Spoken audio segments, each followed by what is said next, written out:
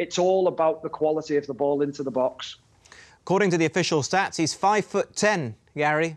Jota, not the tallest players, particularly when you're up against towering centre-halves. What did he do there for you? Well, I want to maybe focus a little bit more on Ender Stevens in actual fact, and Stephen just made a reference to him. You know, he's got under the flight of the ball a little bit, and he clearly isn't, because of his body position, exactly aware of who might be behind him, and it is Jota.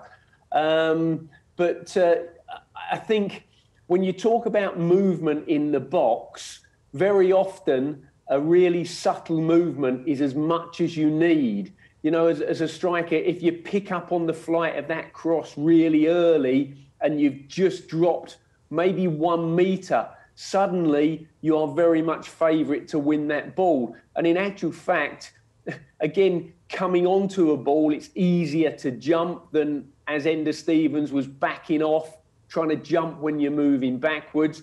And when I saw a freeze frame of it earlier, you know, Jota gets well above Ender Stevens. And from a defensive point of view, I know that Chris Wilder and that Sheffield United back line will be disappointed that they've got done with a cross and a header. He's the first player to score in his first 2 home appearances for Liverpool since Sadio Mane about 4 years ago. Are you surprised how well he's taken to this Liverpool side, Stephen? Or not surprised, given what we've seen from him in the Premier League already?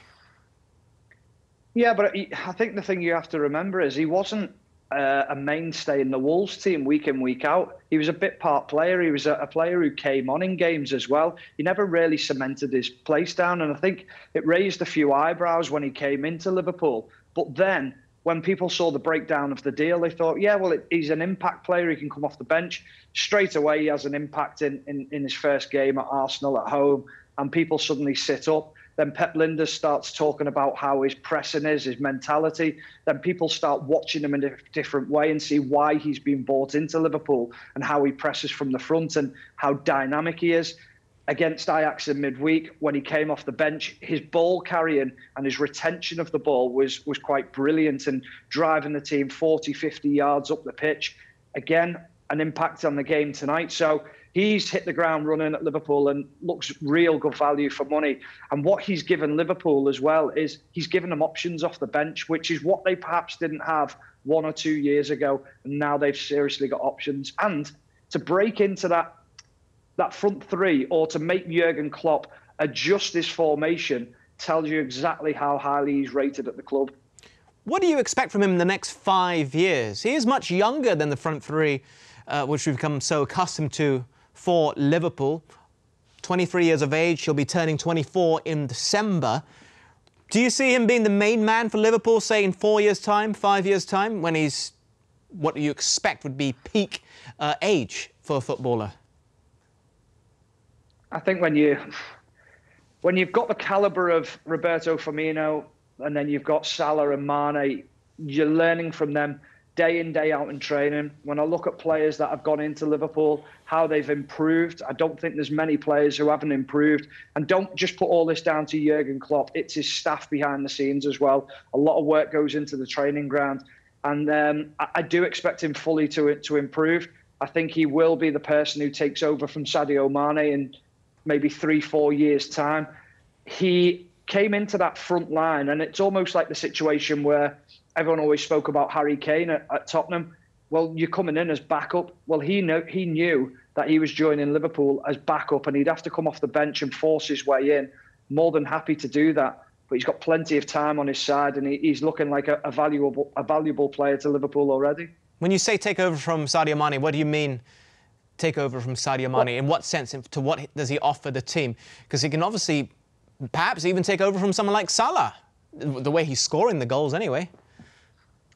Yeah, I mean, I'm talking 4 or 5 years down the line. You're thinking of the age of Sadio Mane now, I think he's 29, isn't he? So you look at his age and you think, well, to play the way he does for a long period of time, taking you to 32, 33, would there become a time when someone comes in and puts a ridiculous bid in for Sadio Mane, and it's just one of those offers that you can't refuse? I don't think that would happen with Sadio Mane. I think he loves his time at Liverpool. I think he enjoys playing for the football club.